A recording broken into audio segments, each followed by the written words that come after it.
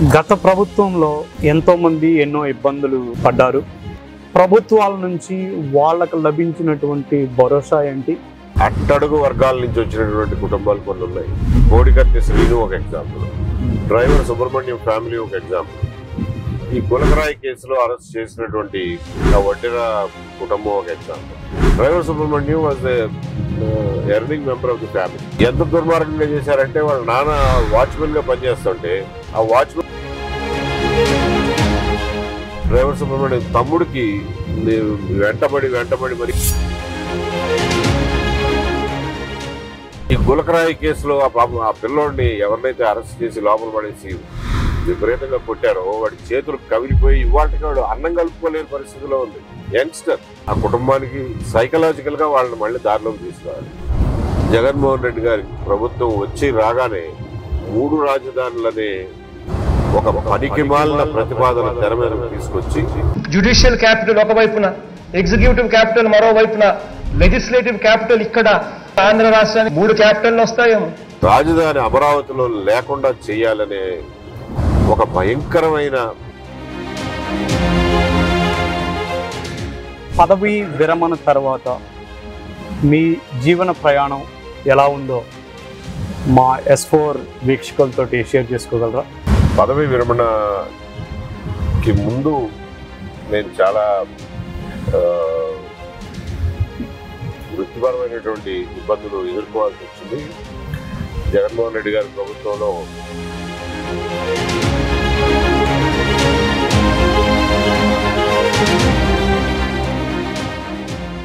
నోటి మాటగా అడగకపోయినా కానీ కళ్ళతోనే ప్రశ్నించే వారికి సమాధానం చెప్పుకుంటూ ఎందువల్ల వచ్చానో తెలియదు కానీ ఈ సర్వీస్లో వచ్చి పడ్డాను. చాలాసార్లు అన్యాయం జరిగిన వాళ్ళని రక్షించే క్రమంలో ఎక్కడో ఒక చోట ఒక ఎమ్మెల్యేతోనో, ఒక మినిస్టర్ గారితోనో, ఒక చీఫ్ మినిస్టర్ గారితోనో, లేకపోతే మా సీనియర్ ఆఫీసర్స్తోనో కొన్నిసార్లు పంతం బట్టి నన్ను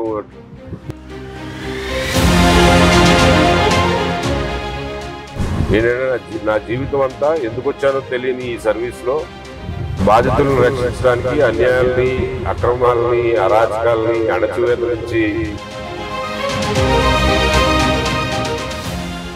ప్రభుత్వం మారి ఇప్పటికీ సంవత్సరం దాటిపోయింది. అప్పటికి ఇప్పటికి మీరు చూసినటువంటి చేంజ్ క్లుప్తంగా మీ మాటల్లో. గత ప్రభుత్వం అనేది ఒక పీడకల.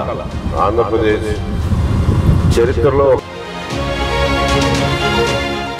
ప్రజలని ఒక వస్తువుల్లాగా పరిగణించి సంఖ్యాబలంతో, అధికార మదంతో గత ప్రభుత్వం హయాంలో జరిగినటువంటి అన్యాయాలు, అక్రమాల మీద జరగాల్సినంత స్థాయిలో చర్యలు, న్యాయపరమైనటువంటి చర్యలు తీసుకోవడం లేదనే అసంతృప్తి నాలోనే ఉంది. అలాగే S4 మీడియా వీక్షకులకి మీ రాఘవ నన్నూరి నమస్కారాలు.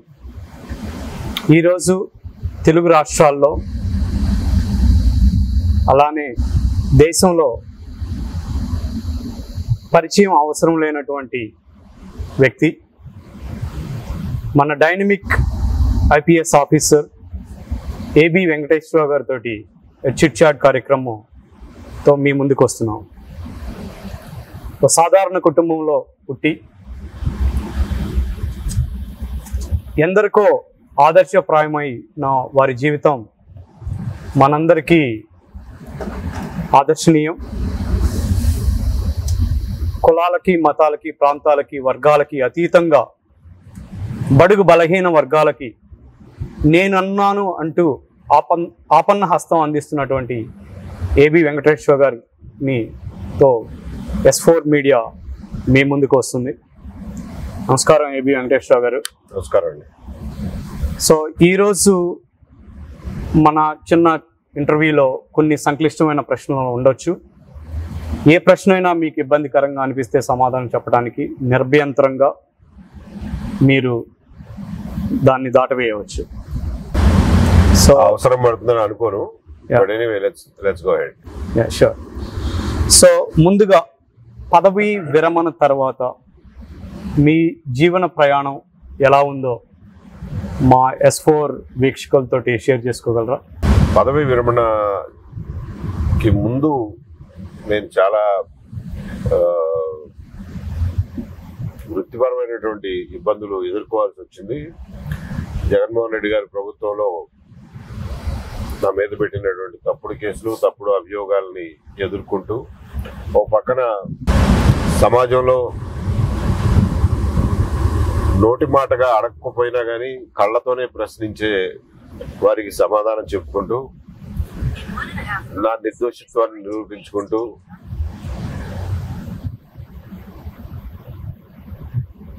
అది కంప్లీట్లీ బేస్లెస్ ఎలిగేషన్స్ అనే దాన్ని ప్రూవ్ చేసుకునే క్రమంలో 5 ఏళ్ళు నేను నా కష్టాలని పడాల్సి వచ్చింది. పదవి విరమణ ఏ పరిస్థితుల్లో జరిగిందో ఒక రకమైన డ్రమాటిక్ సర్కమ్స్టాన్సెస్ లో జరిగింది. దాన్ని మీరు అందరూ చూసే ఉంటారు. ఆ రోజున కూడా నేను ఒకటే మాట చెప్పాను. పదవి విరమణ సందర్భంగా మీడియాతో మాట్లాడుతూ, నేను ఒక ఇంజనీరింగ్ గ్రాడ్యుయేట్ని, ఇంజనీరింగ్ పోస్ట్ గ్రాడ్యుయేట్ని. ఎన్నో లక్షల మంది ఇంజనీరింగ్ గ్రాడ్యుయేట్లని నేను కూడా కాలేజీ చదువు అయిన తర్వాత ఏదో ఉద్యోగం చేసుకుని బతుకుదాం అనుకునేవాడిని. అంతకుమించి నాకేది నేను ఈ సర్వీస్లోకి వస్తానని, ఇవన్నీ జరుగుతాయని చెప్పి నేను ఊహించి రాలా. ఇంజనీర్గానే కంటిన్యూ అయి ఉంటే ఏ అమెరికాలో ఉండేవాడినో, లేకపోతే దేశంలోనే ఏదన్నా ఒక పెద్ద ఆటోమొబైల్ సంస్థలో ఒక పెద్ద ఉద్యోగంలో ఉండి రిటైర్ అయ్యేవాడినేమో. ఎందువల్ల వచ్చానో తెలియదు కానీ ఈ సర్వీస్లో వచ్చి పడ్డాను. వచ్చిన తర్వాత నేను సర్వీస్ కండిషన్స్, అలాగే అందులో నా పాత్ర, దీన్ని ట్రైనింగ్ సమయంలో అర్థం చేసుకున్న తర్వాత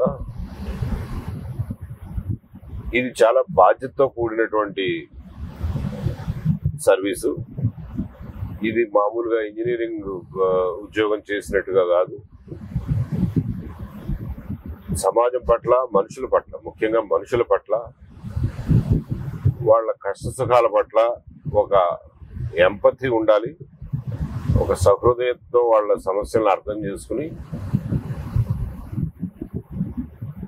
చట్టం ఇచ్చినటువంటి వెసులుబాటులను ఉపయోగించుకుని వాళ్ళకి న్యాయం చేయడానికి ప్రయత్నించాలి. ఇది చాలా బాధ్యతతో కూడుకున్నటువంటి పని.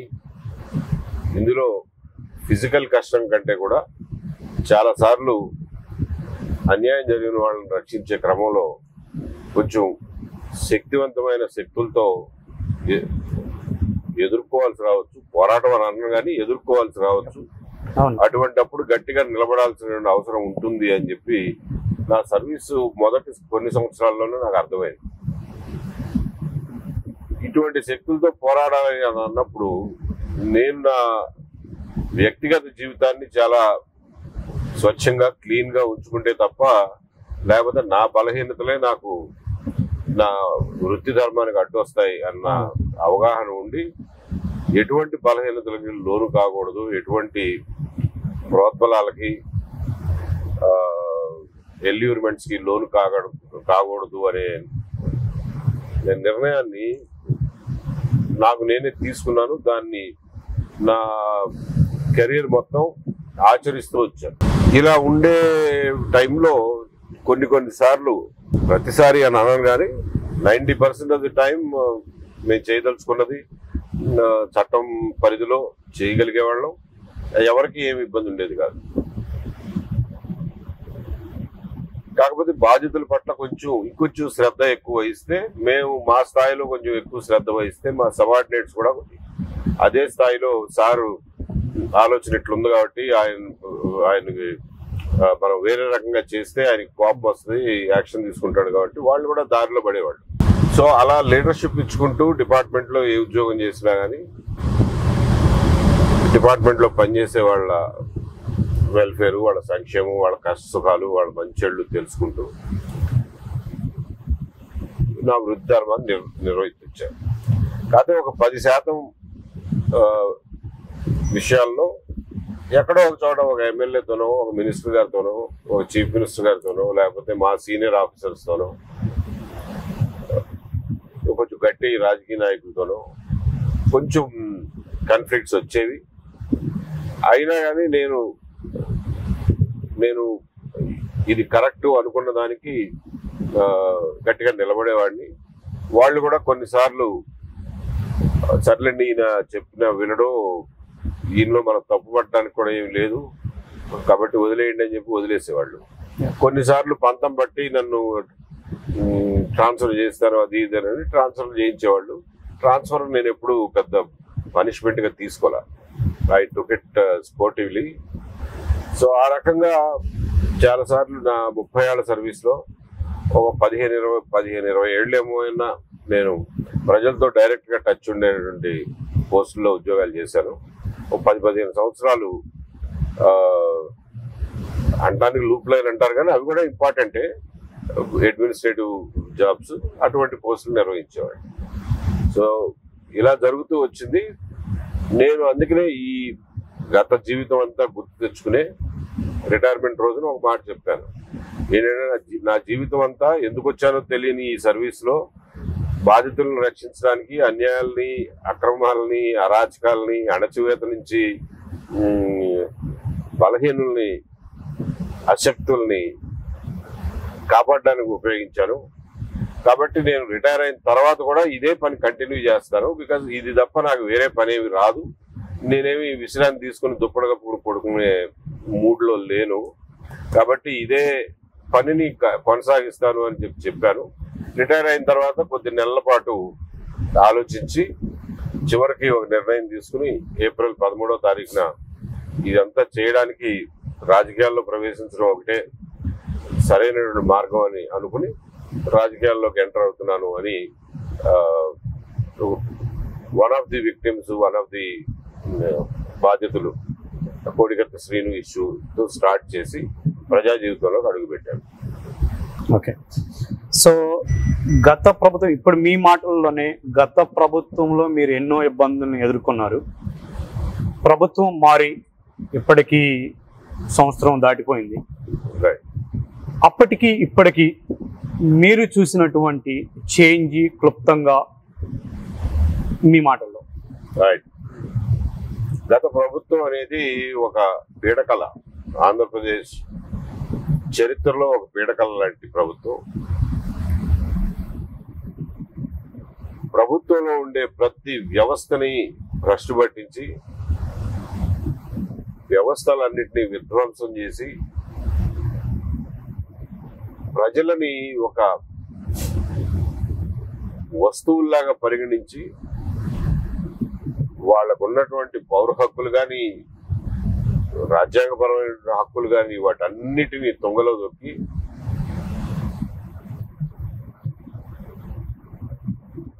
సంఖ్యాబలంతో, అధికార మదంతో ఇష్టం వచ్చినట్టుగా ప్రజలతో ఆడుకున్నారు, వ్యవస్థలతో ఆడుకున్నారు, రాష్ట్రం ఆర్థిక పరిస్థితులతో ఆడుకున్నారు. అలాగే ప్రజల్ని ఒక రకమైనటువంటి భయంలో తొక్కిపెట్టి ఉంచారు. ప్రభుత్వం మారిన తర్వాత ఆ భయం ఖచ్చితంగా వీడింది. ఈ రోజున ప్రజలు ఈ ప్రభుత్వాన్ని సమర్థించేవాళ్ళు కానీ, వ్యతిరేకించేవాళ్ళు కానీ స్వేచ్ఛగా మాట్లాడగలుగుతున్నారు. వాళ్ళకి ఏదైనా నిరసన ఉంటే నిరసన తెలియజేయగలుగుతున్నారు. డెమోక్రటిక్ స్పిరిట్ అనేది రిస్టోర్ అయింది.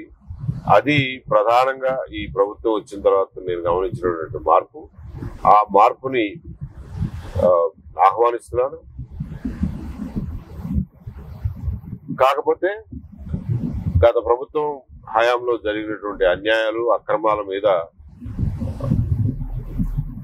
జరగాల్సినంత స్థాయిలో చర్యలు, న్యాయపరమైనటువంటి చర్యలు తీసుకోవడం లేదనే అసంతృప్తి నాలోనూ ఉంది, అలాగే చాలా మందిలో కూడా ఉంది. ఇవన్నీ మనం తర్వాత మాట్లాడుకుందాం. సో గత ప్రభుత్వంలో ఎంతోమంది ఎన్నో ఇబ్బందులు పడ్డారు. కొంతమంది జీవితాలు నాశనం అయిపోయి, కొంతమంది ప్రాణాలు కూడా కోల్పోయారు. తోట చంద్రయ్య లాంటి వారు కానీ, అలానే మన చీరాల్లో ఒక సోదరుడు మా సిస్టర్ని ఎందుకు ఇబ్బంది పెడుతున్నారు అన్నందుకు కాల్చి చంపేశారు. డాక్టర్ సుధాకర్ గారి ఇన్సిడెంట్ చూసాము, డ్రైవర్ సుబ్రహ్మణ్యం గారి ఇన్సిడెంట్ చూసాము. ఇలాంటి చాలా ఇన్సిడెంట్ జరిగినాయి. నలంద స్కూల్స్ నడిపే ఆయన మురళి గారు ఆయన పేరేంటో, ఆయన్ని అట్లాగే కోవిడ్ సమయంలో ఒక పనికిమాలిన కేసులో రాష్ట్రం అంతా తిప్పి ఆయన కోవిడ్ బారిన పడి చనిపోయే పరిస్థితులు కలగజేశారు. సో వీళ్ళందరినీ బాధితుల కుటుంబాల వద్దకే వెళ్ళి మీరు ఒక ఇనిషియేటివ్ తీసుకున్నారు. సో ఈ క్రమంలో మీరు కలిసి వచ్చిన తర్వాత ప్రభుత్వాల నుంచి వాళ్ళకు లభించినటువంటి భరోసా ఏంటి? వాళ్ళ జీవితాల్లో ఏమైనా చిన్న మార్పులు ఏమైనా చోటు చేసుకున్నాయా?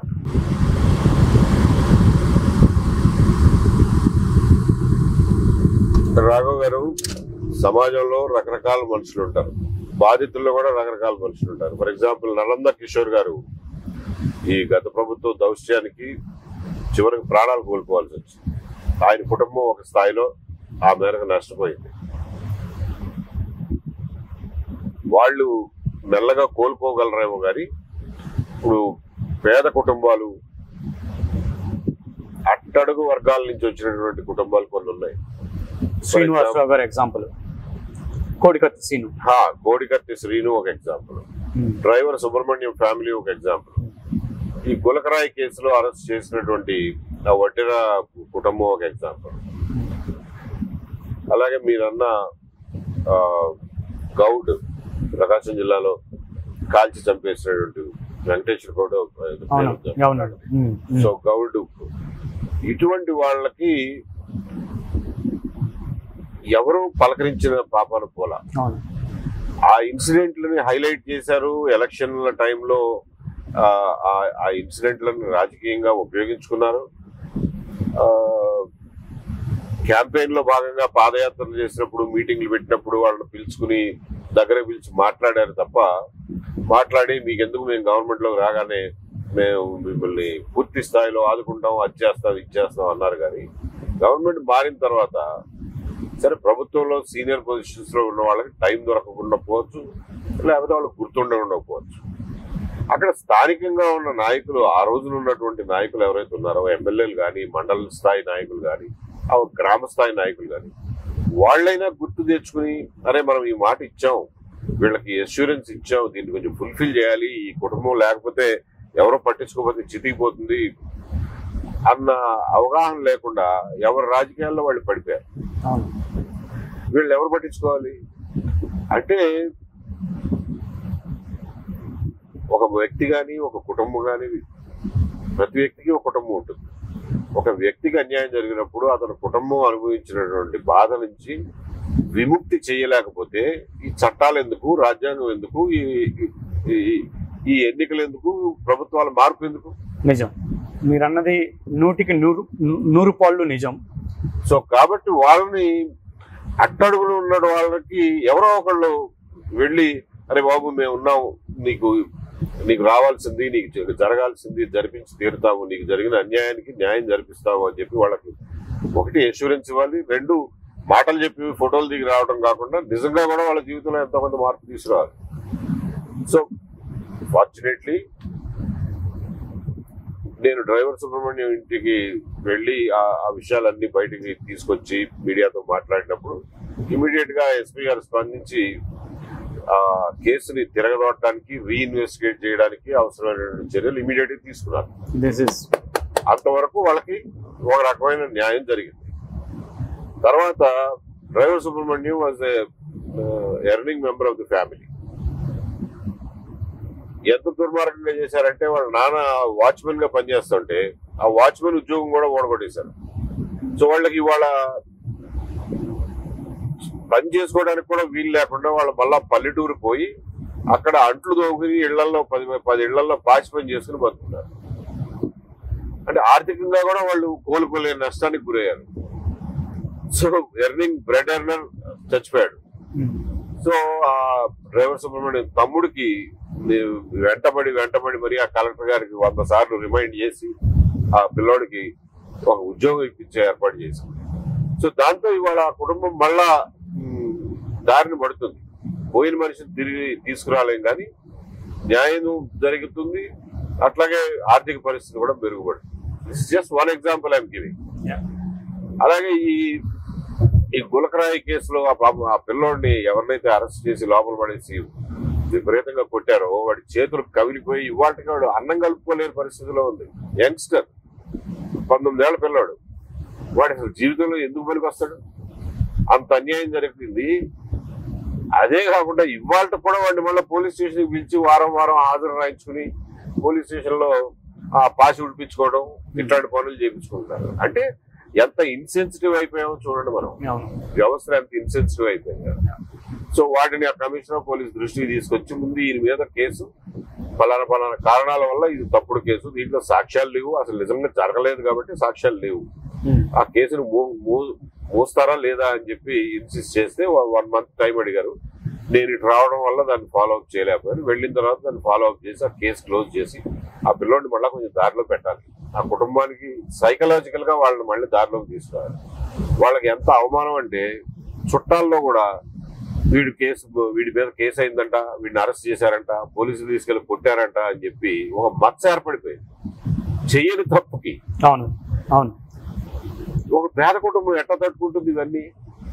So these are all real human stories.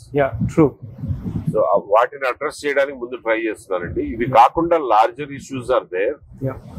For example Amaravati రైతుల ఇష్యూస్ ఉన్నాయి, దెన్ గౌడ్ ఇష్యూ ఉంది, ఇలాంటివి కొన్ని వందలు ఉన్నాయి. సో వీటిని అడ్రస్ చేసుకుంటూ పోకపోతే doing a disservice to the society. So మీరు ఇంత మంచి కార్యక్రమం బాధితుల పక్షాన నిలబడుతున్నారు, నిలబడతారు కూడా. మీరు చేసే కార్యక్రమాలన్నిటికీ సోషల్ మీడియాలో కానీ మెయిన్ స్ట్రీమ్ మీడియాలో కానీ రావాల్సిన గుర్తింపు రాలేదు అనేది నాలాంటి ఫాలోవర్స్ యొక్క అభిప్రాయం. దానికి మీరు ఒప్పుకుంటారా? మెయిన్ స్ట్రీమ్ మీడియాలో రాకపోవడానికి కారణాలు ఉండుండొచ్చు. ఇవాళ మెయిన్ స్ట్రీమ్ మీడియా అంతా చాలా వరకు బాగా పోలరైజ్ అయిపోయింది. సో ఆ పోలరైజ్డ్ కండిషన్స్ లో ఆబ్వియస్లీ జగన్మోహన్ రెడ్డి గారి మీడియా నేను చేసే పనులు ఏవి కవర్ చేయదు, ఎందుకంటే వాళ్ళకి పరువు నష్టం కాబట్టి. ఆ సాక్షి మిత్ర ఛానళ్ళు ఇలాంటివి ఏవి కవర్ చేయవు. That is understandable. ఇటువైపున మీడియా కూడా, ప్రో గవర్నమెంట్ మీడియా కూడా దీనికి అంత ఇంపార్టెన్స్ ఇవ్వడం ఎందుకులే, ఈయన ప్రైవేట్ ఇండివిజువల్ కదా, ఈయనకి ఎందుకు ఇంపార్టెన్స్ ఇవ్వాలనే ఉద్దేశంలో వాళ్ళు కూడా వాళ్ళని ఇవ్వనివ్వరు కూడా. But social media is one platform which nobody can control. కాబట్టి ఫార్చునేట్లీ అది ఉంది కాబట్టి సోషల్ మీడియాలో దానికి కావాల్సినటువంటి సమాచారం, నేను ప్రాపగాండా పబ్లిసిటీ కంటే కూడా సమాచారం నలుగురికి తెలియాలన్న ఉద్దేశంతో I have started my handles in all the important social media channels like Facebook and X and YouTube. కాకపోతే వాటిని పాపులరైజ్ చేయాలంటే దానికి కూడా బోల్డంత వర్క్ చేయాలి. నాకు అసిస్టెన్స్ లేక కొంచెం చేస్తున్నటువంటి పనుల్ని నలుగురిలోకి తీసుకువెళ్ళడంలో కొంత విఫలం అవడం వాస్తవమే. దాన్ని ఫ్యూచర్ లో కరెక్ట్ చేసుకోవాలి. I have to spend some time and energy on that. So ఈ ప్రశ్న ప్రత్యేకంగా మీ ముందు ఉంచడానికి కారణం కూడా, అండ్ మా S4 మీడియాలో బలంగా మీరు ఇప్పుడు చేస్తున్నటువంటి కార్యక్రమాలని బాధితుల పక్షాన మీరు ఏ విధంగా పోరాడుతున్నారో చెప్పాలన్న ఉద్దేశంతో మీ ముందు ఈ క్వశ్చన్ ఉంచాను sir. So but I would request one thing, ఈ ఛానల్స్ మీడియా ఛానల్స్ కూడా నేను చాలా మీడియా ఛానల్స్ కి ఇంటర్వ్యూ ఇచ్చాను, డిజిటల్ ప్లాట్ఫామ్స్, డిజిటల్ ఛానల్స్ కి. మీరు కూడా నేను ఏ పని చేసినా గానీ దాన్ని నిష్పక్షపాతంగా, క్రిటికల్ గా, ఒక ట్రూ జర్నలిస్టిక్ స్పిరిట్ తో దాన్ని అసెస్ చేయండి. మీకున్న అనుమానాలన్నీ తొలగించుకోండి. మీ పాఠకులకి వస్తాయి అనుకున్న అనుమానాలన్నీ కూడా తొలగించుకోండి. అంతేగాని it should not be just because నన్ను ఇంటర్వ్యూ చేస్తున్నారు కాబట్టి మీరు మొహమాట పడాల్సిన అవసరం లేదు. తప్పకుండా you should not worry about anything. నేనేమనుకుంటాను బాగుండదు, అసలు ఇలాంటి సస్పెన్షన్లకు ఏం పోకండి. మా S4 డెఫినెట్లీ అలాంటి వాటికి తావు ఇవ్వదు. అందుకనే బిగినింగ్ లోనే మీకు చెప్పాను, కొన్ని క్వశ్చన్లు సమాధానాలు ఇవ్వడానికి ఇబ్బంది పడే సిచ్యువేషన్స్ కూడా రావచ్చేమో అని కూడా నేను ఇప్పుడు చెప్పడం జరిగింది. నేను ఒక డజన్ ఛానల్స్ ఇచ్చానండి ఇప్పటి వరకు.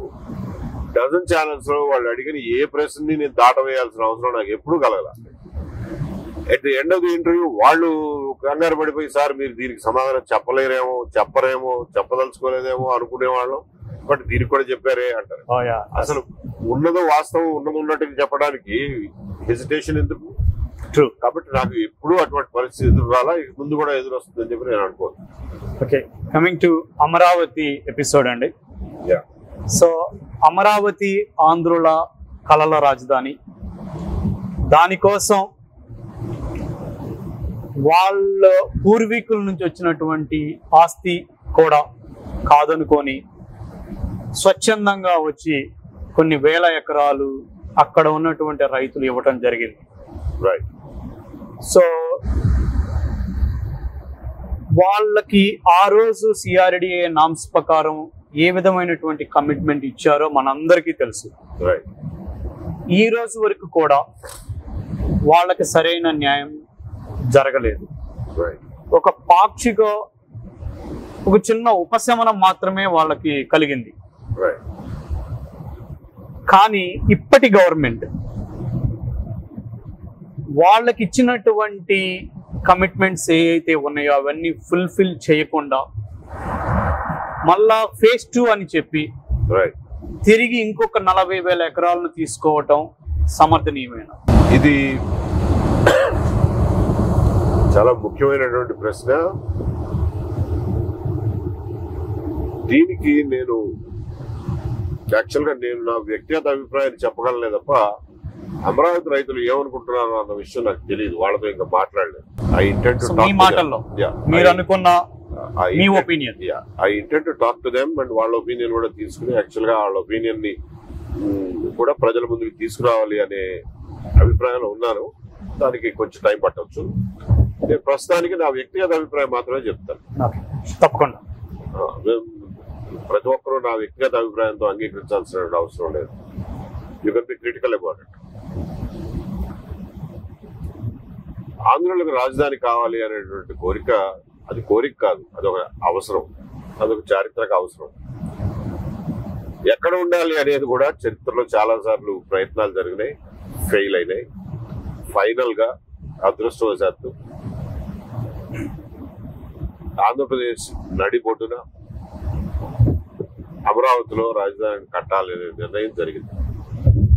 ఆ నిర్ణయం జరిగిన నాడు కొన్ని డిస్కషన్స్ జరిగినాయి, కొన్ని డిబేట్స్ జరిగినాయి, దాని మీద చర్చలు జరిగినాయి, మంచి చెడ్ల మీద విశ్లేషణలు జరిగినాయి. అసెంబ్లీలో చాలా విస్తృతమైనటువంటి చర్చ కూడా జరిగింది. అవును, ఆ రోజున ప్రజల్ని రిప్రజెంట్ చేస్తున్నటువంటి అన్ని పార్టీలు, అంటే 2 పార్టీలు అనుకోండి, 2 పార్టీల వాళ్ళు విస్తృతంగా దాని మీద మాట్లాడారు, మంచి చెడ్ల గురించి మాట్లాడారు. అమరావతి రాజధానికి కనీసం 30,000 ఎకరాలు ఉండాలి అని చెప్పి ఆ రోజున ప్రతిపక్షంలో ఉన్న జగన్మోహన్ రెడ్డి గారు చెప్పారు. మేము దీనికి అడ్డు రాము, మేము దీన్ని మనస్ఫూర్తిగా ఆహ్వానిస్తున్నామని చెప్పి కూడా అసెంబ్లీ సాక్షిగా చెప్పారు. కాబట్టి అయినా కానీ కొంతమంది ప్రజల్లో కొన్ని ప్రాంతాల్లో కొన్ని విషబీజాలు నాటడం, లేకపోతే ట్రెడిషనల్ గా ఉన్నటువంటి యాంటీ ఫోర్సెస్ పిచ్చి పిచ్చి వ్యాఖ్యానాలు చేయడం, విషపు వ్యాఖ్యానాలు చేయడం, విషపు విశ్లేషణలు చేయడం, దొంగ కేసులు వేయడం, ఎన్జిటిలో కేసులు వేయడం, ప్రపంచ బ్యాంకు పిటిషన్లు పెట్టడం, ఇలాంటి కోతి పనులు చాలా చేశారు. కానీ ఇప్పటికీ చేస్తూనే ఉన్నారు. ఇక అది ఉంటూనే ఉంటుంది. ఆ కోతి బ్యాచ్, సైకో బ్యాచ్ అలాగే ఉంటుంది. But first phase of Amaravati విషయంలో రాష్ట్ర వ్యాప్తంగా విస్తృతమైన చర్చ జరిగింది. దాన్ని బ్రాడ్ గా పబ్లిక్ లో కాన్సెన్సస్ వచ్చింది, ఏకాభిప్రాయం వచ్చింది. దాని గురించి ఇక డిబేట్ లేదు. ఆల్ రైట్, అమరావతిలో పెడదాం, కొంచెం పెద్ద సిటీనే కట్టుకుందాం, అందులో ఇప్పుడు అవసరాలే కాకుండా భవిష్యత్ అవసరాలకు కూడా సరిపడా ఇన్స్టిట్యూషన్స్ కానివ్వండి, ఆర్థిక వ్యవస్థ కానివ్వండి, ఒక ఆధునికమైనటువంటి నగరాన్ని నిర్మించుకుందాం, గ్రీన్ ఫీల్డ్ సిటీని అనే నిర్ణయానికి రాష్ట్ర ప్రజలందరూ వచ్చినట్లే మనం భావించవచ్చు. దాని మీద కొద్దో గొప్ప ఏదైనా ఎవరికైనా అనుమానాలు, సంశయాలు ఉన్నా కానీ వాటిని ఒకళ్ళిద్దరు సంశయాన్ని మనం ఎక్కువ పరిగణలో తీసుకోలేము. కాబట్టి అది మళ్ళా ముందుకు నడిచిపోయింది. కానీ తను చెప్పిన మాటని, తను ఇచ్చిన మాటని, ఎలక్షన్ లో కూడా తను చెప్పిన మాటని, ప్రచారం చేసినటువంటి మాటని మర్చిపోయి అసలు ఆ మాటకు విలువే లేకుండా జగన్మోహన్ రెడ్డి గారి ప్రభుత్వం వచ్చి రాగానే 3 రాజధానులనే ఒక పనికిమాలిన ప్రతిపాదన తెర మీదకు తీసుకొచ్చి రాజధాని అమరావతిలో లేకుండా చేయాలనే ఒక భయంకరమైన కుట్రకి తెరలేపారు.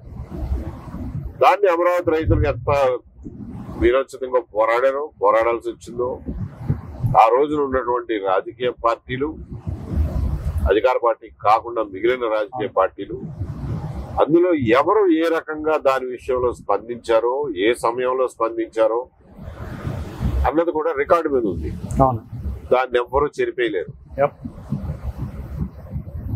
తెలుగుదేశం పార్టీ ఎంత త్వరగా ముందుకొచ్చి ఆ ఉద్యమాన్ని భుజానెత్తుకుందో, సిపిఐ పార్టీ ముందుకొచ్చి ఎంత త్వరగా భుజానెత్తుకుందో, సిపిఎం పార్టీ ఎటువంటి ఊగిసలాటకు లోనైందో, బీజేపీ పార్టీ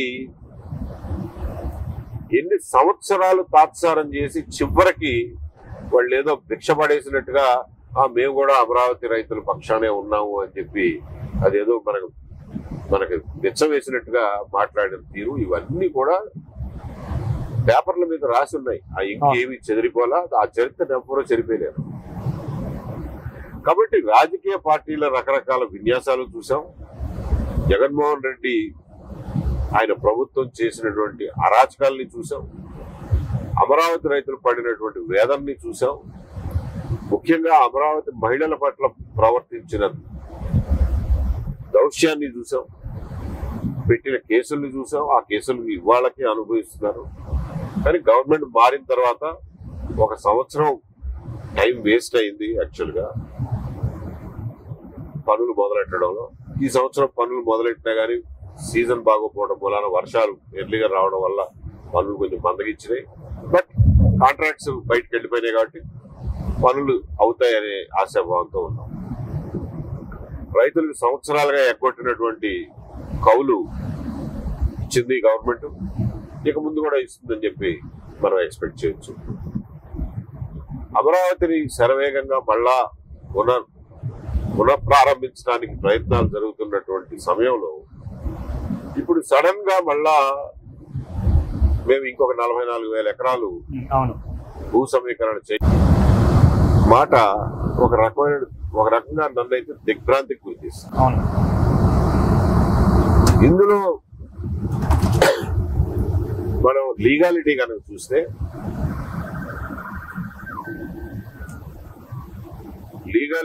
చూస్తే, అమరావతి రైతులు ఫేజ్ 1 రైతులు పొలాలు ఇచ్చారు కాబట్టి ఫేజ్ 2లో మీరు అసలు భూములు సమీకరించకూడదు అని ప్రభుత్వానికి చెప్పడానికి వాళ్ళకేమీ చట్టపరమైన హక్కు ఏమీ లేదు. మొదటి ఫేజ్ లో ఉన్న రైతులు. కానీ అడిగే హక్కు అయితే ఉంది వాళ్ళకి. మొదటి ఫేజ్ రైతులు మాకు చేస్తామన్న మౌలిక సదుపాయాలని ఎప్పుడు కల్పిస్తారు, ఎన్ని రోజులు కల్పిస్తారు అని అడిగే హక్కు వాళ్ళకు ఉంది. దాన్ని సాధించుకునే హక్కు వాళ్ళకు ఉంది. రెండో పార్శ్వానికి వస్తే, అమరావతి రైతుల విషయానికి వస్తే, that is the end of the story. First phase రైతులు. సెకండ్ ఫేజ్ విషయానికి వస్తే, గవర్నమెంట్ తీసుకున్నటువంటి ఈ నిర్ణయం తీసుకుని మొన్న ఈ మధ్యన జీవో కూడా ఇష్యూ చేశారు, మార్గదర్శకాలు రిలీజ్ చేశారు. ఈ నిర్ణయాన్ని చాలా ఏకపక్షంగా తీసుకున్నారు అనేది నా వ్యక్తిగత అభిప్రాయం. ఎందువల్లంటే మళ్ళా ఇంకొక 44,000 ఎకరాలను ల్యాండ్ భూ సమీకరణ చేయాలి అని అంటే దానిలో ఉండే ఎక్స్పెండిచర్ కానీ, దాన్ని డెవలప్ చేయడానికి అయ్యేటటువంటి ఖర్చులు కానీ, దానికి డబ్బు ఎక్కడి నుంచి తెస్తారనేది కానీ, ఈ వివరాలు ఏవి ప్రజల ముందు ఉంచకుండా ఈ భూ సమీకరణ కానీ, ఈ 44,000 ఎకరాలు, దాని డెవలప్మెంట్ కానీ, దానికి రోడ్లు వేయటం కానీ, మౌలిక సదుపాయాలు కానీ, ఇవన్నీ వచ్చే 4 ఏళ్లలో అయ్యే పనులు కావు. It is going to go beyond the tenure of this present government. Definitely. So, on a principle, I have an objection to that. Right. మీరు మీ టెన్యూర్ దాటి, మీకు ఇచ్చిన మ్యాండేట్ దాటి నిర్ణయాలు తీసుకునేటప్పుడు అందరినీ కన్సల్ట్ చేయడం మీ బాధ్యత. అవును. You don't have a right to decide the future of the state beyond your mandated period of rule right. without consulting the people. People అంటే మేము 4 కోట్ల మందితో కూర్చొని మాట్లాడతామని అనొచ్చు, అక్కర్లా.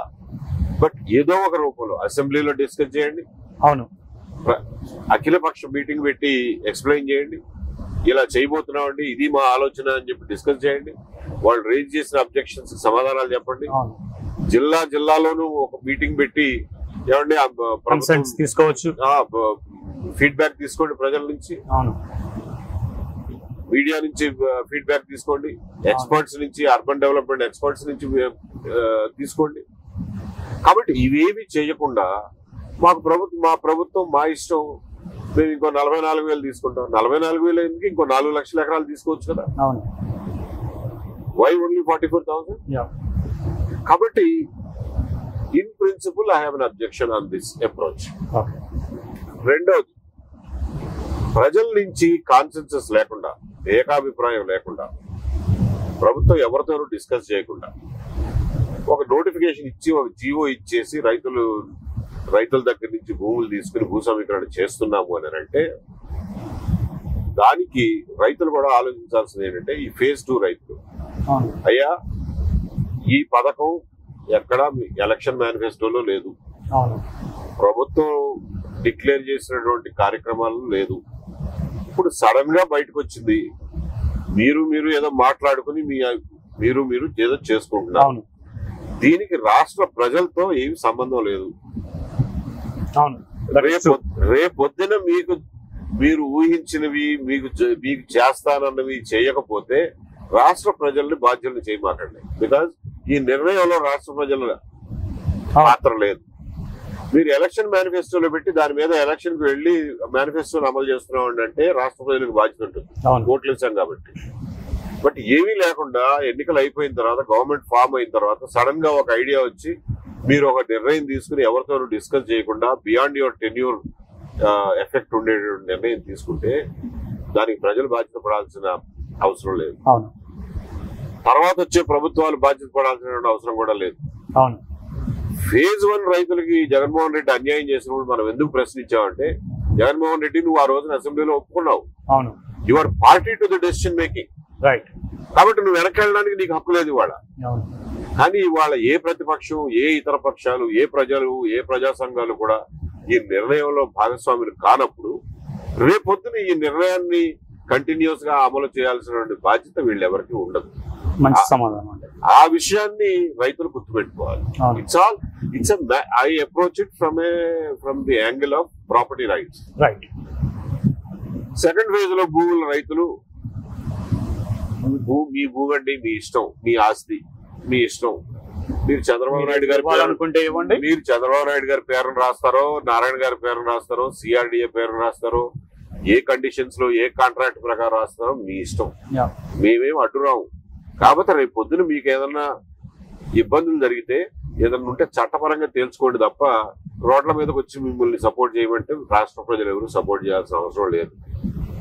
చేస్తే మంచిదే, చేయకపోతే మీరు అడిగే హక్కు మీకు ఉండదు. ఈ విషయం గుర్తుపెట్టుకుని మరీ ముందుకెళ్ళండి. ఇది నేను ఫేజ్ 2 రైతులకి నేను ఇచ్చేటువంటి సూచన. మంచి సూచన అండి. సో మొదటి ఫేజ్ లేదా అమరావతి కోర్ క్యాపిటల్ ఏరియా గురించి మళ్ళా వద్దాము.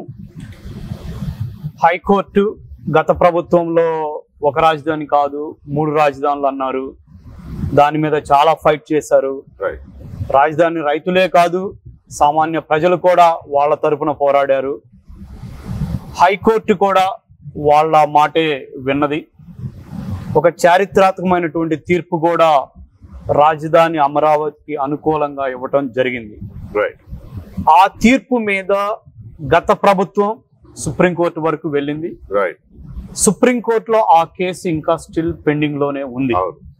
ప్రభుత్వం మారి 1 సంవత్సరం కాలం అయిపోయింది, ఇప్పటి వరకు ఆ కేసును విత్డ్రా చేసుకోలేకపోయారు. అలానే చట్టబద్ధత కల్పించటంలో ఈ ప్రభుత్వం ఫెయిల్ అయిందనేది సగటి ఆంధ్రుడి యొక్క అభిప్రాయం. మీరేమంటారు? ఇది కొంచెం లీగల్ అంశాలతో సంబంధించింది కాబట్టి సుప్రీంకోర్టు నుంచి ఆ కేసు క్లోజ్ అవ్వలేదన్న విషయం అందరికీ తెలిసిన వాస్తవమే. మొన్న ఈ మధ్యన వరలక్ష్మి గారు కూడా దాని గురించి మాట్లాడినట్టు ఎక్కడ చూశాను. అది వాస్తవమే. అమరావతి రైతులు ఆందోళన చెందడంలో వాస్తవం ఉంది. మీరు ఇవాళకి సుప్రీంకోర్టులో కేసు పెండింగ్ ఉంటే ముందు ఇవన్నీ తేల్చకుండా అమరావతికి పూర్తి స్థాయిలో చట్టబద్ధత తీసుకురాకుండా ఇంకేదన్నా మిగిలి ఉంటే నా ఉద్దేశంలో దానికి మీ ప్రభుత్వమే ఉంది.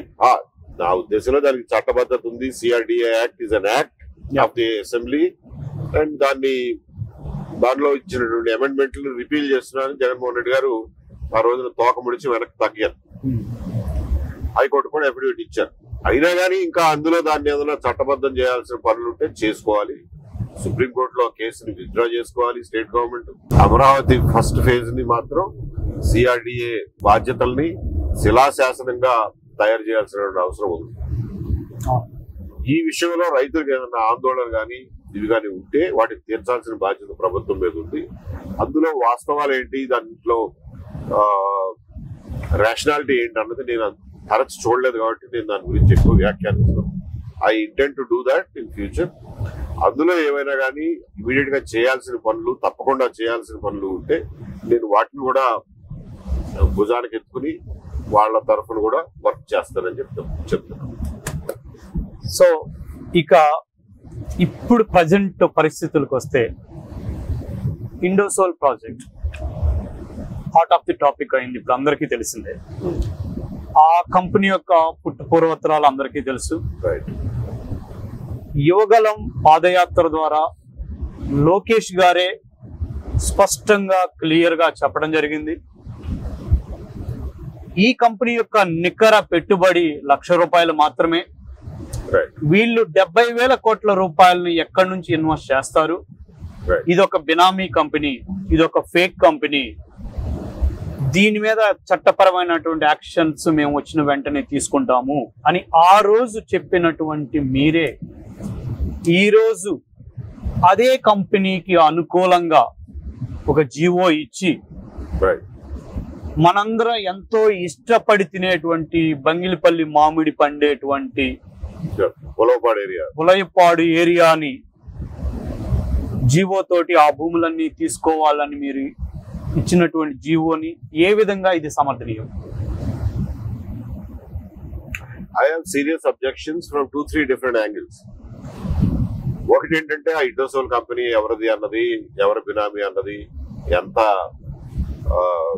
కృత్రిమమైంది అన్నది మనందరికీ తెలుసు. పారిశ్రామిక వాతావరణాన్ని, రాష్ట్రంలో పారిశ్రామిక వాతావరణాన్ని, పెట్టుబడుల వాతావరణాన్ని పరిరక్షించడం అంటే ఇట్లాంటి బినామీ గాళ్ళని, 420 గాళ్ళని, కేడీ గాళ్ళని ప్రోత్సహించడం కాదు. So first thing is that. So ప్రతిదానికి మనం ఆ ఎక్స్క్యూజ్ తీసుకోకూడదు. కేడీ గాళ్ళకి ప్రోత్సాహం ఇస్తే మనం we will be sending a very wrong signal to the people and we will be sending a very wrong signal to genuine industrialists also. కాబట్టి ఇది ఒక ఇష్యూ. రెండవది, ఇండోసోల్ వాళ్ళు సోలార్ ఎనర్జీ ప్రొడ్యూస్ చేస్తామంటున్నారా లేదా సోలార్ ప్యానల్స్ మ్యానుఫ్యాక్చర్ చేస్తామంటున్నారా? నాకు ఆ విషయంలో solar panels manufacturing చేసిన, సోలార్ ఎనర్జీ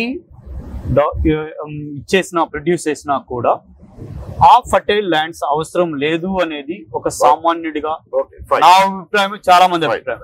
వాళ్ళకి నిజంగా ల్యాండ్ కావాలనుకుంటే దర్శి దగ్గర చాలా ల్యాండ్ ఉంది, సో మార్కాపురం దగ్గర ఉంది, అక్కడ తీసుకోవచ్చు.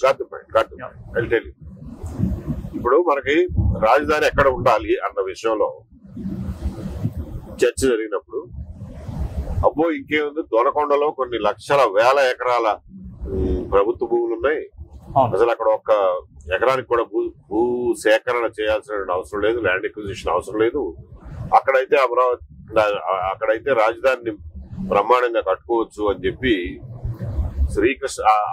శివరామకృష్ణ కమిషన్ దాన్ని ఒక వైబుల్ ఆల్టర్నేటివ్ గా, ఐ థింక్ ఫస్ట్ ఆల్టర్నేటివ్ గానే వాళ్ళు ప్రపోజ్ చేసినట్టున్నారు.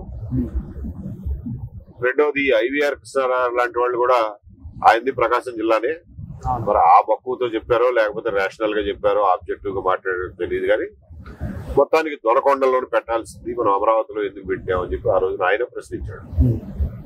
ఇలాగే చాలా మంది మేధావులు కూడా ప్రశ్నించారు. దొనకొండలో అంత భూమి ఉంటే సరే, ఇవాళ మనం రాజధాని పెట్టట్లేదు. ఇప్పుడు ఆ భూమి అంతా ఉంది కదా, దాన్ని ఇండస్ట్రీస్ వాడుకోవచ్చు కదా. ఎగ్జాక్ట్లీ. రెండోది మీకు శ్రీ సిటీ ఉంది, లేకపోతే వరకల్లు ఏరియాలో ఇండస్ట్రీస్ డెవలప్ చేస్తున్నారు. అక్కడ అన్ని రాళ్లు రప్పల ప్రాంతాలు. అక్కడ ఏ మ్యానుఫ్యాక్చరింగ్ ఇండస్ట్రీకి అయినా అది అనువైనటువంటి ప్రాంతమే. రాయలసీమ ఎప్పటికైనా ఆ ప్రాంతంలో వ్యవసాయానికి అనువైనటువంటి భూములకి నీళ్లు పారించి వ్యవసాయం చేయించడం కరెక్ట్. కానీ వ్యవసాయానికి పనికిరాని భౌగోళికంగా రాళ్లు రప్పలతో నిండి ఉన్నటువంటి భూములు కొన్ని లక్షల ఎకరాలు ఉన్నాయి రాయలసీమ. అది ఒక భౌగోళిక వాస్తవం. కాబట్టి అటువంటి చోట్ల మనం మ్యానుఫ్యాక్చరింగ్ ఇండస్ట్రీకి ప్రోత్సహించాలి అనేది ఇప్పుడు కాదు, 50 సంవత్సరాల నుంచి వస్తున్నటువంటి ఆలోచన. నేను కొత్తగా వచ్చిన ఆలోచన కాదు. అటువంటి చోట్ల పెట్టవచ్చు. రెండోది, if you are producing solar energy, ఆ విషయంలో నాకు ఖచ్చితమైనటువంటి అభిప్రాయం ఏముందంటే, solar energy unlike any other form of energy production విషయంలో it is highly scalable technology. Scalable technology అంటే మీరు ఒక సీసీ కెమెరా నడపడానికి ఒక స్క్వేర్ ఫీట్ ఏరియాలో సోలార్ ప్యానెల్ పెడితే సరిపోతుంది. అలాగే ఒక ఇంటికి సరిపడా కరెంట్ సరఫరా చేయాలంటే ఇంటి కప్పు మీద సోలార్ ప్యానెల్స్ పెడితే సరిపోతుంది. ఒక బోర్వెల్ రన్ చేయాలంటే ఒక 100 చదరపు మీటర్ల ఏరియాలో 100 చదరపు మీటర్ల సోలార్ ప్యానెల్ పెడితే 15 horsepower బోరు బావి మోటార్ నడపచ్చు. అలాగే మీరు ఒక 1000 మెగావాట్లు ప్రొడ్యూస్ చేయాలి అని అంటే ఎడారిలో అయినా పెట్టచ్చు, కాలం ఒడ్డునైనా పెట్టచ్చు, కాలం నీళ్ల మీదైనా పెట్టచ్చు, లేకపోతే చెరువుల్లోనైనా పెట్టచ్చు. ఎక్కడైనా పెట్టి ఎన్ని స్క్వేర్ మీటర్ల ప్యానెల్ ఉంటే అన్ని కిలోవాట్లో మెగావాట్లో విద్యుత్ తయారవుతుంది. So that way it is highly scalable. మీరు అదే బొగ్గు నుంచి థర్మల్ విద్యుత్ కేంద్రాల్లో ఇట్లా చేయలేము. ఒక బుల్లి థర్మల్ విద్యుత్ కేంద్రం, చిన్న థర్మల్ విద్యుత్ కేంద్రం, పెద్ద థర్మల్ విద్యుత్ కేంద్రం అంటూ ఏమి ఉండవు.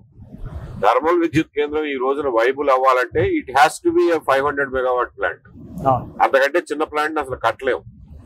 సూపర్ క్రిటికల్ బాయిలర్ టెక్నాలజీలో వెళ్తే తప్ప అసలు ఆ ఎఫిషియన్సీ, థర్మల్ ఎఫిషియన్సీ ఈ రోజున వైబుల్ కాదు, ఎకనామిక్ కాదు. కాబట్టి అందులో టెక్నాలజికల్ గా పరిమితులు ఉన్నాయి. సోలార్ ఎనర్జీకి ఆ పరిమితులు ఏవీ లేవు.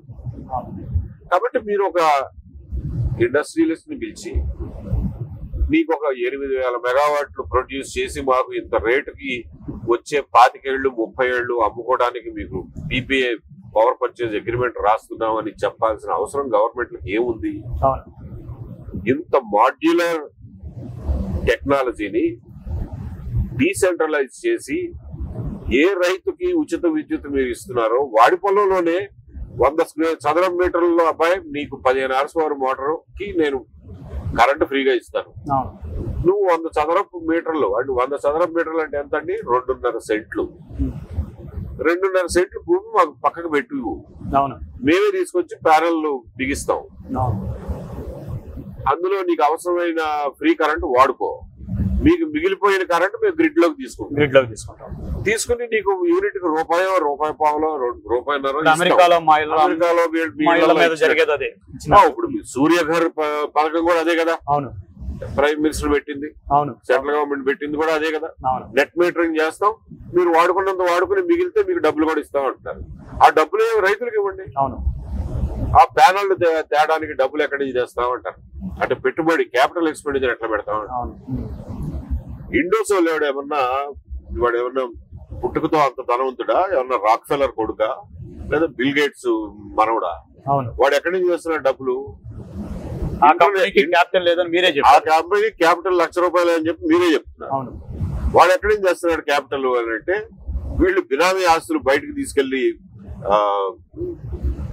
రౌండ్ రాబిన్ చేసినటువంటి ఫండ్స్ కొన్ని ఉంటాయి. వాటిని కొంత మూలధనంగా మార్జిన్ మనీగా పెట్టుకుంటారు. Then they gather funds from multilateral agencies like World Bank కానీ లేకపోతే హెడ్జ్ ఫండ్స్ కానీ ఏషియన్ డెవలప్మెంట్ బ్యాంక్ కానీ వీళ్ళందరికీ ఈ పెద్ద పెద్ద ఆర్థిక సంస్థలు అన్నిటికీ ఈ రోజున ఒక కార్పొరేట్ సోషల్ రెస్పాన్సిబిలిటీ కింద మీరు ఇన్వెస్ట్ చేసే డబ్బులో ఇంత పర్సంటేజ్ రెన్యూవబుల్ ఎనర్జీ మీద ఇన్వెస్ట్ చేయాలి అని చెప్పి రకరకాల మల్టీలాటరల్ అగ్రిమెంట్స్ లో అంతర్జాతీయ ఒప్పందాల్లో రాసుకున్న దాని ఫలితంగా వాడి దగ్గర ఒక 2 ట్రిలియన్లు ఇన్వెస్ట్మెంట్ ఉంటే అందులో ఒక 100 బిలియన్లో లేకపోతే 200 బిలియన్లో వాడు చచ్చినట్టు రెన్యూబుల్ ఎనర్జీలో వాడు ఇన్వెస్ట్ చేయాలి. దానికి వాళ్ళు కొంచెం తక్కువ ఇంట్రెస్ట్ ఇస్తారు. అక్కడి నుంచి వీళ్ళు తెచ్చుకుంటారు. తెచ్చుకుని వీళ్ళు యూజువల్ గా చేస్తున్నది ఏంటంటే తెచ్చుకుని ఇక్కడ పీపీఎల్ ఎంటర్ అవుతారు. ఆ తర్వాత కొంత లాభం వేసుకుని వేరే ఇంటర్నేషనల్ కంపెనీకి దీనికి అమ్మేసుకుని ఆ మార్జిన్ డబ్బులు జేబులో వేసుకుని పోతారు. వీళ్ళు 25 సంవత్సరాలు వీళ్ళు నడుపుతారని ఏమి నమ్మకం లేదు. This becomes a corporate entity which is open for sale in the market. కానీ ఆ ప్రాంతంలో పెట్టాల్సిన అవసరం లేదు అనే దానికి మీరు exact. So what I'm saying is అసలు ఆ ప్రాంతంలో పెట్టడం కాదు, అసలు 1000 మెగావాట్లు 2000 మెగావాట్ల సోలార్ ప్లాంట్లు ఒకే చోట పెట్టాల్సిన అవసరం ఏమాత్రం లేదు. Technologically it is not a necessity. Right. Connections ఉన్నాయి ఎక్కడికక్కడ. Decentralised production, decentralised consumption. Right. Exact. Transmission loss 0. అవును. సో దీనికి క్యాపిటల్ ఎక్కడి నుంచి వస్తుంది అని అంటే వీడు ఎక్కడి నుంచి వస్తున్నాడు capital? Hedge funds, pension funds, international funds నుంచి తెస్తున్నాడు. అదే డబ్బు స్టేట్ గవర్నమెంట్ ని తీసుకురమ్మని వాళ్ళనే గ్యారంటీ ఇవ్వండి, వాళ్ళనే రికవర్ చేసుకోమనండి ఆ కాస్ట్.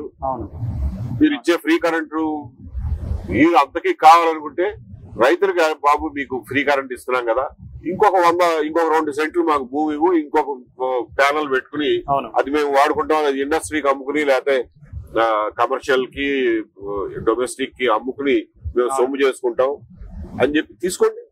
అడుగుతున్నాడు. వచ్చిన ₹2 2.5లో ₹1 రైతుకి ఇవ్వండి, ₹1.5 మీరు ఉంచుకోండి. సో అసలు ఈ 1000 మెగావాట్లు 2000 మెగావాట్లు 5000 మెగావాట్ల పెద్ద సోలార్ ప్లాంట్లు పెట్టడం అనేది ఒక పెద్ద స్కామ్ అనేది నా ఉద్దేశం. దాన్ని మళ్ళీ తీసుకెళ్లి కరేడ్ లాంటి చోట పెట్టడం ఇంకొక దుర్మార్గం. మూడోది, మీరు కరేడ్ లో పెడతామని అనుకున్నప్పుడు ఎవరిని అడిగి పెట్టారు? ఎవరిని అడిగి నోటిఫికేషన్ ఇచ్చారు మీరు? అంటే మీరు ఏదన్నా తలుచుకుంటే నేను పలానా చోట నాకు ల్యాండ్ కావాలి అని అంటే మీ ఇష్టం వచ్చిన చోట ల్యాండ్ ఎక్విజిషన్ కి నోటిఫికేషన్ ఇచ్చేసి వాళ్ళ బతుకులు చిందరవందలు చేస్తారా? మీరు ఒకసారి నోటిఫికేషన్ ఇచ్చినాక ఏమవుతుంది? వాటిని రిజిస్ట్రేషన్లు అవ్వవు, అమ్మకాలు కొనుగోళ్లు జరగవు, ట్రాన్స్ఫర్లు జరగవు, మ్యూటేషన్లు జరగవు. పిల్లలకి ఆస్తి రాసి ఇవ్వాలంటే, ఆడపిల్లలకి కట్నంగా ఇవ్వాలంటే రాయలేము. అదేదో లాక్ అయిపోయినట్టుగా నా ఆస్తి ఫ్రీజ్ అయిపోయిన అటువంటి పరిస్థితులు ఎదుర్కొంటారు ప్రజలు. వాళ్ళకి కర్మ పట్టింది ఇవన్నీ ఎదుర్కోవాల్సిన కర్మ. మీరు ఎవరిని అడిగి ఇండోసోల్ మీరు చెప్పిన నిజం. మీరు ఎవరిని అడిగి ఇండోసోల్ కి ఈ ఊళ్ళో ఇస్తామని చెప్పారు? ముందు మమ్మల్ని అడిగి మా కన్సెంట్ తీసుకొని మా కన్సెంట్ ఏమైనా తీసుకున్నారా మీరు? మా దగ్గర ఉండే లోకల్ ప్రజాప్రతినిధులన్నా వచ్చి అడిగారా? మా ఎంఆర్ఓ వచ్చి అడిగాడా? లేదు. ఏమండి ఇట్లా అనుకుంటున్నాము, ఇండస్ట్రీ పెట్టడానికి ల్యాండ్ కావాలి కాబట్టి మీ ఊరికి తీసుకుందాం అనుకుంటున్నాం, ఏమంటారు అని చెప్పి ఎవడన్నా అడిగాడా? అంటే ఏంటి, you think you own our property? మా ఆస్తులన్నీ మీ సొంతం అనుకుంటున్నారా ఏంటి నిర్ణయాలు తీసేసుకోవడానికి? ఇవి అసలైనటువంటి మౌలికమైన ప్రశ్న. సో ఈ విషయం ఇలా ఉంచితే, ప్రభుత్వం మారిన తర్వాత మొదటిలో శాంతి భద్రతలన్నీ కంట్రోల్లో ఉన్నట్టు అందరికీ అనిపించింది. గడిచిన కొన్ని ఇన్సిడెంట్స్, రీసెంట్ గా జరుగుతున్న కొన్ని ఇన్సిడెంట్స్ చూసిన తర్వాత శాంతి భద్రతలు కొంచెం గాడి తప్పాయి అని ఒక సాధారణమైనటువంటి వ్యక్తికి కూడా అర్థమవుతుంది. మీ దృష్టికోణంలో ఇప్పుడున్నటువంటి శాంతి భద్రతలు, జగన్మోహన్ రెడ్డి ఒక పక్క కారు కిందే తలకాయలు తొక్కించుకుంటూ వెళ్తున్నాడు, ఎక్కడ పడితే అక్కడ రప్పా నరుకుతాము అని ఫ్లెక్సీలు వస్తున్నాయి. ఎటువంటి యాక్షన్స్ అంత స్ట్రాంగ్ గా తీసుకుంటున్నారు అని అనిపించట్లేదు. సో మీరు ఎలా చూస్తున్నారు? జగన్మోహన్ రెడ్డి గారు, ఆయన నడిపేటువంటి వైఎస్ఆర్సీపీ అనే పార్టీ ఇవన్నీ అరాచకం నుంచి పుట్టినాయి, అవినీతి నుంచి పుట్టినాయి. ఆ అవినీతిలో సంపాదించినటువంటి డబ్బు మదంతో ఒక విచ్చలవిడితనం నుంచి పుట్టినవి. అవును. కాబట్టి వాళ్ళు అలాగే బిహేవ్ చేస్తారు. వాళ్ళు వేరే రకంగా బిహేవ్ చేస్తారని మనం ఎప్పుడు ఎక్స్పెక్ట్ చేయకూడదు. అవును. కానీ ప్రభుత్వం తరపున మనం తీసుకోవాల్సిన చర్యలు ఎగ్జాక్ట్లీ. సో ఆ బిహేవియర్ ని, ఆ విషపు సర్పాలని కంట్రోల్ చేయాల్సిన బాధ్యత ప్రభుత్వాల మీద ఉంది. అవును. మీరు అన్నటువంటి విషయాలు శాంతి భద్రతలు, లా అండ్ ఆర్డర్ కంటే కూడా public perception, public peace, public order, అవును, వీటికి భంగం కలుగుతుంది. ఈ విషయంలో ప్రభుత్వాలు తీసుకోవాలనేటువంటి చర్యలు చాలా నిర్దిష్టంగా ఉంటాయి. దానికి కొంతమేర పోలీస్ డిపార్ట్మెంట్ సమాయత్తం చేయాల్సిన అవసరం ఉంది. వాళ్ళకి ఖచ్చితమైనటువంటి